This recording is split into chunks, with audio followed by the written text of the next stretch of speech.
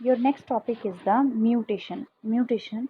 The idea of mutation was given by Hugo de Varies in 1880. ठीक है, तो जो आइडिया था म्यूटेशन का वो किसने दिया था? ह्यूगो डी वेराइज ने दिया था 1880 में। ठीक है, और ये किसके ऊपर जो था वो म्यूटेशंस का एक्सपेरिमेंट किया था? जो प्लांट्स थे किसके थे? विनोथिरा लेमार्कियाना के। किसके? विनोथिरा लेमार्कियाना के। Mutations can be defined as a, mutation की डेफिनेशन जो है जो आपने लर्न करनी है वो क्या है? Mutation can be defined as a sudden sudden stable discontinuous and inheritable variation. क्योंकि इसको सडन बोला, अचानक से म्यूटेशन हो जाती है जीन्स में और ये स्टेबल रहती हैं बट डिसकॉन्टीन्यूस हैं। क्यों? क्योंकि अगली जनरेशन में नहीं जा पाते। Inheritable variation which appear in organism due to permanent change in their genotype.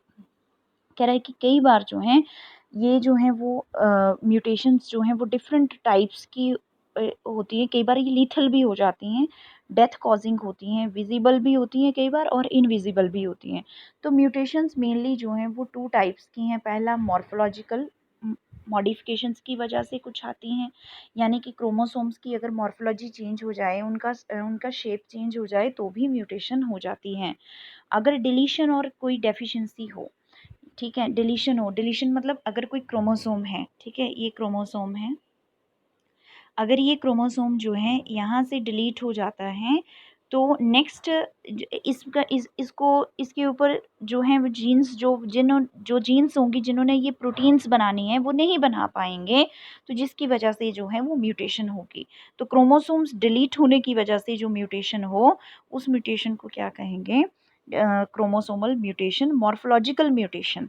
तो समटाइम्स जो है डुप्लीकेशन की वजह से भी जो है वो म्यूटेशन होती हैं।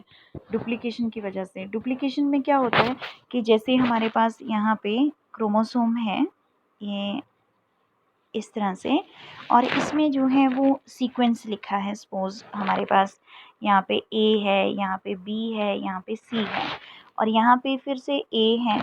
ठीक है, फिर यहाँ पे नेक्स्ट जो है ए नहीं, यहाँ पे जो है नेक्स्ट ई एफ देन जी, ये सीक्वेंस है, देन एच। ठीक है, तो नेक्स्ट जब अगर इसमें डुप्लीकेशन हो जाती, इतने से हिस्से में अगर डुप्लीकेशन हो जाए तो डुप्लीकेशन होने के बाद हमारे पास जो नेक्स्ट हमारे पास जो क्रोमोसोम्स में जो प्रोटीन्स कोड ये जो जीन्स हैं ये कोड करेंगी तो क्या होगा? यहाँ पे तो सेम यही रहेगा ए बी सी, बट यहाँ पे क्या हो जाएगा? E F G H. ठीक है, फिर से ये डुप्लीकेट हो गया तो यहाँ पे फिर से सीक्वेंस बन जाएगा ई एफ जी एच।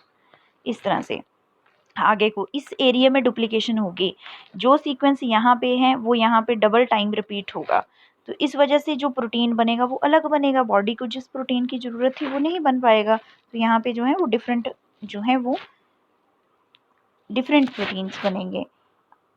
अब मुझे नहीं पता आपको डायग्राम समझ आया कि नहीं, मैं फिर से बना देती हूँ।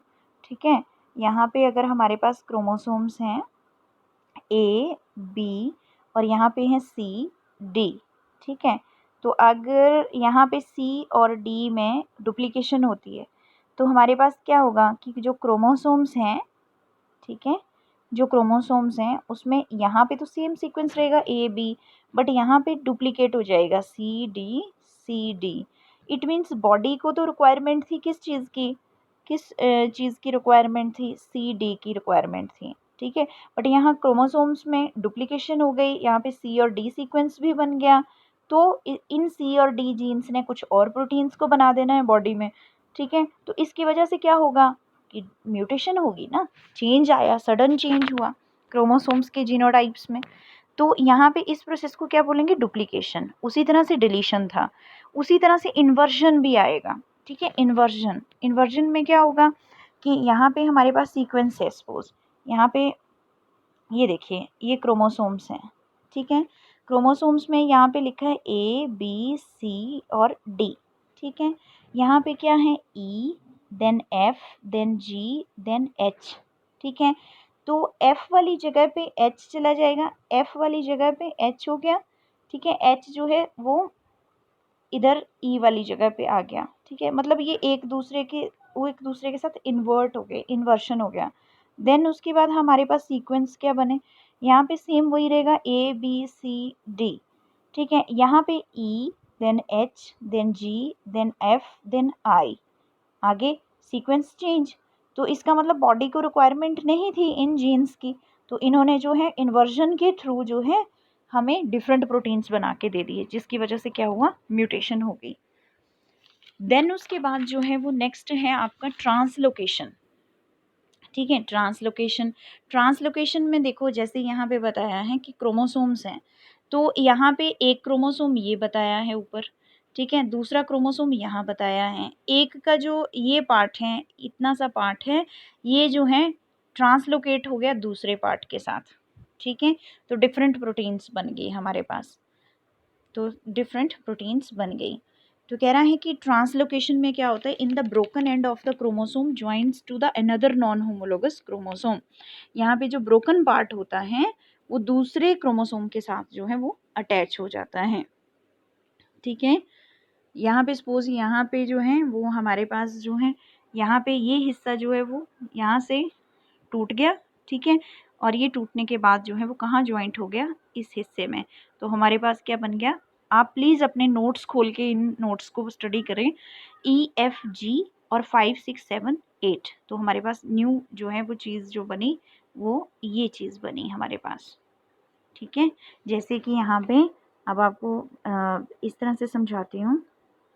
हमारे पास ट्रांसलोकेशन जो है वो किस तरह से होगी, हमारे पास ये हैं, ठीक है, क्रोमोसोम्स हैं, इसमें A है, B है, C है, D है, देन E है, F है और G है और H है। अब मान लीजिए कि ये यहाँ पे जो EFG का एरिया है, ये वाला एरिया, ये टूट जाता है। ठीक है, ये टूट जाता है और टूटने के बाद जो है वो नए क्रोमोसोम के साथ अटैच हो जाता है। जैसे कि यहाँ पे एक और है ऐसे ही क्रोमोसोम, ठीक है, जो जिसमें क्या है ABCD। ठीक है, और यहाँ पे क्या था 5 6 7 8। ठीक है, तो मान लीजिए कि इस हिस्से में जो है वो आकर अटैच हो गया, ये टूटने वाला, ये जो टूटा हिस्सा वो यहाँ 5 के आगे आकर अटैच हो गया। ठीक है, तो हमारे पास जो नया यहाँ से जो नया जो क्रोमोसोम बनेगा वो कैसा बनेगा, अब इसको ध्यान से देखना जरा आप, नया जो क्रोमोसोम बनेगा वो कैसा बनेगा, यहाँ पे यहाँ A रहेगा, B C D और यहाँ पे आ जाएगा आपके पास E F G H और आगे आ जाएगा 5 6 7 8। ठीक है जी, इस तरह से क्या हुआ, ट्रांसलोकेशन हुआ यहाँ पे। ठीक है, क्या हुआ, ट्रांसलोकेशन हुआ, किस चीज़ का ट्रांसलोकेशन हुआ, इस चीज़ का ट्रांसलोकेशन हुआ, किस जगह पे, इस जगह पे।